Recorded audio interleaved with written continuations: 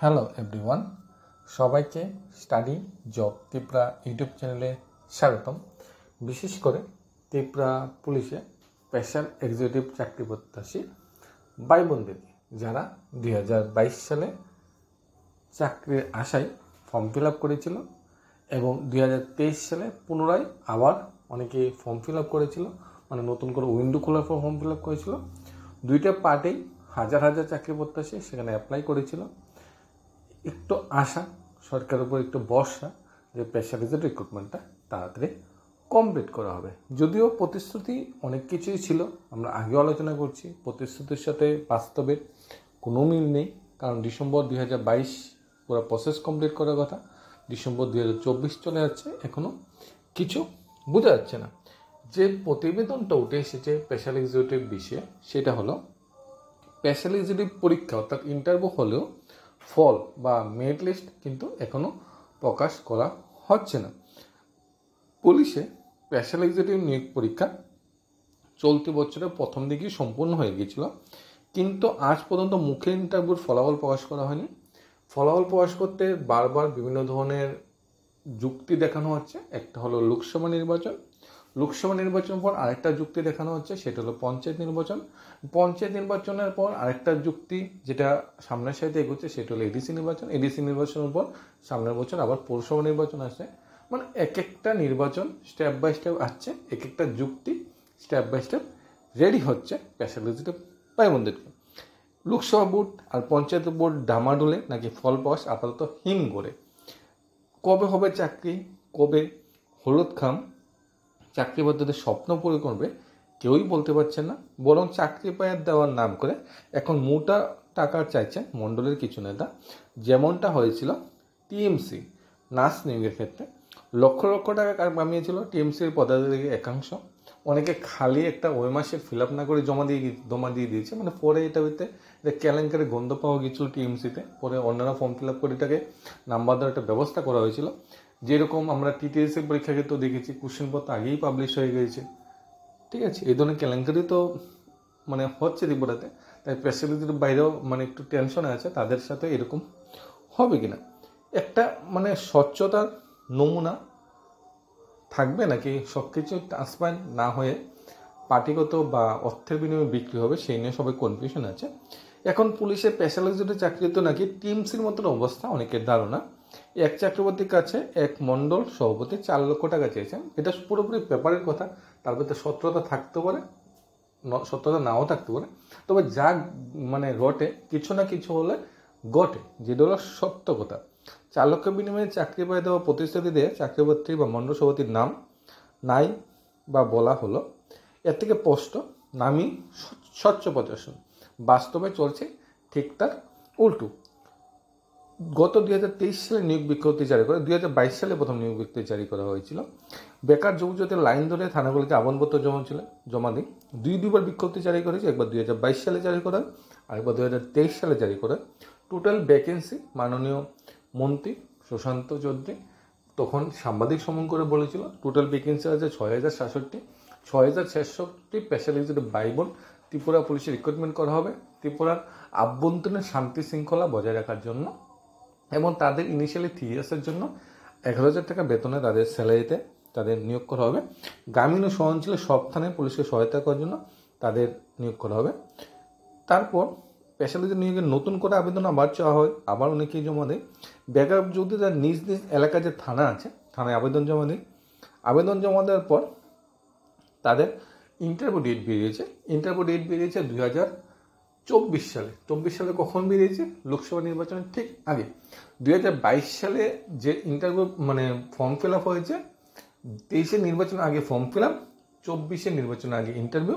এখন মানে নির্বাচন যখন আসে তখন স্পেশালাইজড চাকরির প্রসেসটা একটু একটু লাগা দেয়। যখন 2023-এর নির্বাচন মানে ঘোষণা হওয়ার 2-3 মাস আগে স্পেশালাইজড নিয়োগ করে বিজ্ঞপ্তি জারি করে হয়েছে, মানে মাঝখানে একটা নির্বাচন আসছে। সেম 2024-এর লোকসভা নির্বাচন আসছে ঠিক কিছুদিন আগে বা কিছু মাস আগে বিজ্ঞপ্তি জারি হয়েছে, স্পেশালাইজড ইন্টারভিউ শুরু হবে। মানে নির্বাচন আসলে স্পেশালাইজড চাকরিটা একটু মানে গতি পাই, কিন্তু বর্তমানে এটা গত 6-7 মাস ধরে কোনো গতি নেই, একটা জায়গায় আটকে আছে। আদৌ মেরিট লিস্ট কবে প্রিপেয়ার করা হবে, মেরিট লিস্ট কীভাবে প্রিপেয়ার করা হবে, ভাইবার মাধ্যমে কীভাবে স্বচ্ছতা মেনটেন করে মানে স্বচ্ছভাবে মার্কস দেওয়া হবে সেটাও কোশ্চেন মার্ক। তাছাড়া আমি ভাইবাতে আমাকে যদি 100-তে 50 দেওয়া হয়, কেউকে যদি 100-তে 60 দেওয়া হয়, আমি কেমনে প্রমাণ করবো যে আমি 50 না, আমি 10টাতে 10টা প্রশ্ন মুখস্থ করেছি, আমি 80 বা 90 পাওয়ার যোগ্য, আমি কেমনে প্রমাণ করবো? তাছাড়া আমরা যারা চাকরি পাবো না তাদের তো আর মেরিট লিস্টও বেরোবে না, তাদের নামও বেরোবে না। যারা চাকরি পাবে তাদের নামের লিস্ট বেরোবে, 100-তে কত পেয়েছে সেটা কিন্তু দেবে না। নামের লিস্টটা কীভাবে বেরোবে? প্রত্যেকটা জেলা বা SP office wise merit list বেরোবে। মেরিট লিস্টটা অনলি ফর নেম থাকবে, নাম্বার থাকার কোনো প্রবাবিলিটি নেই, কোনো সম্ভাবনা একদমই কম নাম্বার থাকা। নাম্বার থাকলে এই বিষয়ে অনেকটা ঝলগোল হতে পারে, তাই নাম সাথে নাম্বার না থাকার সম্ভাবনাই বেশি। তারপর থাকলে তো খুবই ভালো, যেটা মানে পরিকল্পনা, নাম্বার না থাকাই প্রসেস চলছে। তাই তোমরা কীভাবে আইডেন্টিফাই করবে? ওই যে দুজন যারা তোমার এলাকাতে চাকরি পেয়েছে তারা তোমার থেকে ভালো ইন্টারভিউ দেই বা দেয়নি, স্বচ্ছতা মেনটেন হয়েছে না হয়েছে কীভাবে প্রমাণ করবে? হয়তো স্বচ্ছতা মেনটেন হয়েছে কিন্তু কোনো সদুত্তর নেই কীভাবে মেনটেন হয়েছে। হয়তো স্বচ্ছতা মেনটেন হয়নি, তুমি প্রমাণ করার জন্য তোমার কাছে উত্তর নেই, কীভাবে মানে প্রমাণ করবে তুমি স্বচ্ছতা মেনটেন হয়নি? তবে 6000 চাকরি যেহেতু এখানে প্রসেস চলছে, এখানে অনেকগুলা পরিবারই এখানে স্বাবলম্বী হবে, অনেকগুলো পরিবারেই বেঁচে থাকার অস্ত্র পাবে, অনেকগুলো পরিবারই হলুদ খাম পাবে, অনেকগুলো পরিবারই স্বচ্ছভাবে নিয়োগপত্র পাবে। কিছু কিছু তো মানে যাবে, এরকম চাকরি কিছু কিছু যাবে, কিন্তু ম্যাক্সিমাম চাকরি আশা করছি আমরা স্বচ্ছভাবে হবে। এখানে 2022 সালে মন্ত্রিসভার সিদ্ধান্ত অনুযায়ী 2007 সালে পুলিশ যে সংশোধন আইন সেটা সংশোধন করে স্পেশালাইজড নামে একটা পোস্ট ক্রিয়েট করা হয়। তারপর নিয়োগের বিজ্ঞপ্তি জারি করে বাকি প্রসেসগুলো শুরু করা হয়। এখন আমাদের মাননীয় মুখ্যমন্ত্রী পঞ্চায়েত নির্বাচনের ঠিক প্রাককালে একটা সবচেয়ে বড় স্টেটমেন্ট দিয়েছে ত্রিপুরা চাকরি প্রত্যাশী ভাই বন্ধুকে, যে পঞ্চায়েত নির্বাচনটা শেষ হবে আগস্ট মাস বা সেপ্টেম্বরের 1st 2nd উইকে 3টা চাকরি অফার দেওয়া হবে, যেখানে 10,000 মতো ক্যান্ডিডেট চাকরি পাবে। একটা চাকরি অফার হলো জিআরবিটি গ্রুপ ডি, যেখানে 2,500 ক্যান্ডিডেট চাকরি পাবে। একটা চাকরি অফার হলো টেট 1 টেট 2, যেখানে 361 জন চাকরি পাবে। এখানে 3,000 মতো চাকরি পেয়ে যাবে। আরেকটা চাকরি পাবে স্পেশালাইজড বাইবোনা, যেখানে 6,000 মতো চাকরি, অর্থাৎ টোটাল 9 থেকে 10,000 চাকরি ঠিক পঞ্চায়েত নির্বাচনের পরে ছাড়া হবে। ইভেন আরেকটা নিউজ যেটা উঠে যাচ্ছে, জিআরবিটি গ্রুপ ডি রেজাল্টটা আর স্পেশালাইজড চাকরি মেরিট লিস্টটা দুটো একসাথেই দেওয়া হবে। কারণ জিআরবিটি গ্রুপ সি যখন রেজাল্ট বেরিয়েছিল তখন অনেক ক্যান্ডিডেটই চাকরি পায়নি, বা পার্টিগত ব্যাপারে চাকরি পায়নি, বা মেরিট লিস্টে তাদের নাম আসেনি, কারণ মানে মেরিট লিস্টটা স্বচ্ছতার প্রতীক হিসাবে মানে বেরিয়েছিল। তখন অনেক কনফিউশন ছিল, পার্টিগত কনফিউশন ছিল, অনেক পার্টির মানে কার্যকর্তা বা বেকারও অনেকে চাকরি পায়নি। তখন কিন্তু একটা কনফিউশন বা ডাউট সৃষ্টি হয়েছিল। তাই এখন যাতে ম্যাক্সিমাম বেকার একসাথে চাকরি পাই এবং সবাই যাতে খুশি থাকে, আমি একটা চাকরি হয়েছে, আমার একটা গতি হয়েছে, তাই স্পেশাল এক্সিকিউটিভ আর জিআরবিটি গ্রুপ ডি দুইটা চাকরি একসাথে দেওয়ার প্রসেস চলছে, এবং দুইটা মানে 1 সপ্তাহের ভিতরে দুইটা চাকরি ওভার একসাথে দিয়ে দেওয়া হবে, যাতে কোনো প্রকার আন্দোলন বা কোনো প্রকার প্রটেস্ট বা কোনো প্রকার বিশৃঙ্খলা তীব্রতা যদি সৃষ্টি নয়। কারণ প্রচুর সংখ্যক বেকার তো জিআরবিটি গ্রুপ ডিতে উত্তীর্ণ হয়েছে, 12,500 বেকার। 2,500 চাকরি পাবে মানে 10,000 বেকারের মনে তো একটু কষ্ট জাগবে, 10,000 বেকার তো ক্ষুব্ধ হবে। এখন ক্ষুব্ধ হয়ে যেটা মানে তাদের বহিঃপ্রকাশ যেটা ঘটবে তা অবশ্যই রাজ্যের পলিটিক্স বা রাজ্যের বর্তমান সরকারের জন্য পজিটিভ হবে না। তখন ওই যে সময়টা, ওই বিশৃঙ্খলা বা ওই যে সময়টাকে মানে ঠিকভাবে পরিচালনা করার জন্য স্পেশালিটি চাকরিও একসাথে দেওয়া হবে, এবং টেট চাকরি যেটা বলা হয় মানে 10,000 মতো চাকরি একসাথে দিয়ে দেওয়া হবে। তাই স্পেশালিস্টদের বাইরের উদ্দেশ্যে বলছি, বন্ধুদের উদ্দেশ্যে বলছি, আমাদের আর আজকে তো শুরু হয়ে গেছে আগস্ট মাসটা আমাদের গভর্নমেন্টের উপর একটু বিশ্বাস রাখা দরকার। মাননীয় মুখ্যমন্ত্রী যেহেতু বলেছে, আগস্ট মাস এবং সেপ্টেম্বর মাস ত্রিপুরা রাজ্যের বেকারদের জন্য বা চাকরি প্রত্যাশীদের জন্য খুবই ইম্পর্টেন্ট।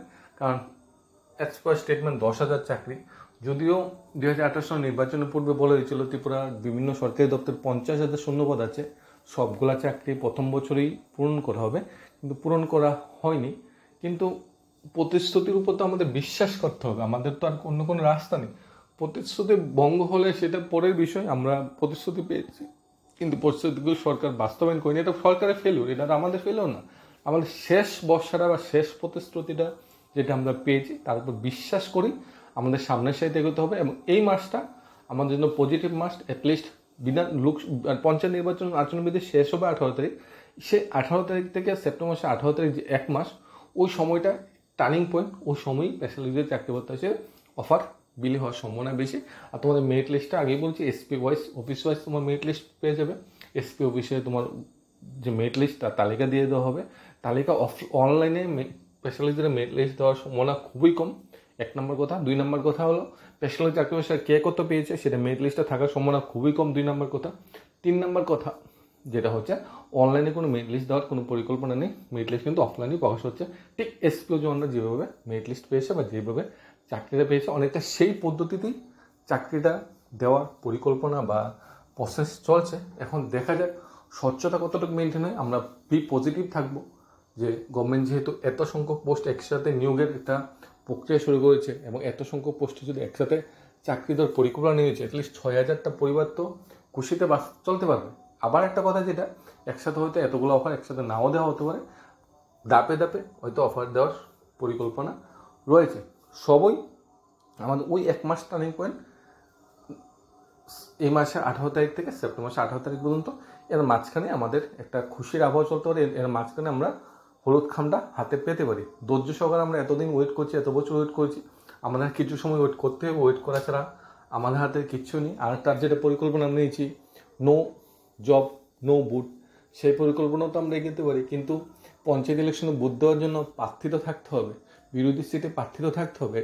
73 to 80% সিট তো বর্তমান সরকার এইভাবে জিতে নিয়েছে। তো প্রার্থী না থাকলে আমরা নো বুট নো জব নো বুটটা অনেকটা আমরা কার্যকর করাটা সাকসেসফুল হবে না। কিন্তু আমরা যে বেকাররা এখন মানে প্রতারিত হচ্ছি বা বেকাররা মানে সময় এগিয়ে যাচ্ছে, ওভারেজ হয়ে যাচ্ছি, সেদিকে চিন্তা ভাবনা করে আমাদের স্টেপ, আমাদের খুবই বয়স আমাদের গটাতেই হবে। আমরা দেখেছি গতকাল 1-2 দিন আগে বিএড চাকরি প্রত্যাশীরা সবাই আন্দোলনে একত্রিত হয়েছে। টেট এক্সাম হচ্ছে না কেন? তারপর গত মাসে আমরা দেখেছি জিআরবিটির চাকরি প্রার্থীরা, জেল পুলিশের চাকরি প্রার্থীরা, ফায়ার সার্ভিসের চাকরি প্রার্থীরা, ত্রিপুরা পুলিশ কনস্টেবলের চাকরি প্রার্থীরা সবাই একসাথে হয়েছে গভর্নমেন্টের পক্ষে বা বিপক্ষে কথা বলার জন্য যে আমাদের চাকরি দাও, মেরিট লিস্ট দাও। আমরা অনেক দিন যাবৎ জিনিসটার জন্য ওয়েট করছি। আমরা মানে সময়গুলো যে আমাদের কাটছে না, সময়গুলো মানে কাটার মতো মানে শরীরে যেমন কাটা পড়ে এই ধরনের সময়গুলো কাটছে। অনেক ডিপ্রেশনে আছে, ডিপ্রেশনে সবাই আন্দোলনে বা প্রটেস্টে বেরিয়েছে। হয়তো একদিন আমাদেরও সময় আসবে, আমাদেরও হয়তো সেই আন্দোলনের পথ দেখতে হবে। তবে ওয়েট করতে হবে এই মাসটার 18 তারিখ থেকে সামনের মাস 18 তারিখ। এই সময় হয়তো আমরা একটা খুশির খবর পেতে পারি। মুখ্যমন্ত্রীর উপর ভরসা রেখে আমরা সামনের সাথে এগোতে পারি। যেন মুখ্যমন্ত্রী একটা কথা বলেছে, হয়তো আমাদের কল্যাণে, আমাদের পরিবারের কল্যাণেই বলেছে। এখন দেখা যাক শেষ ভরসা করে আমরা জয়ী হই নাকি প্রতারিত হই। ধন্যবাদ সবাইকে। Studies of Tripura YouTube channel.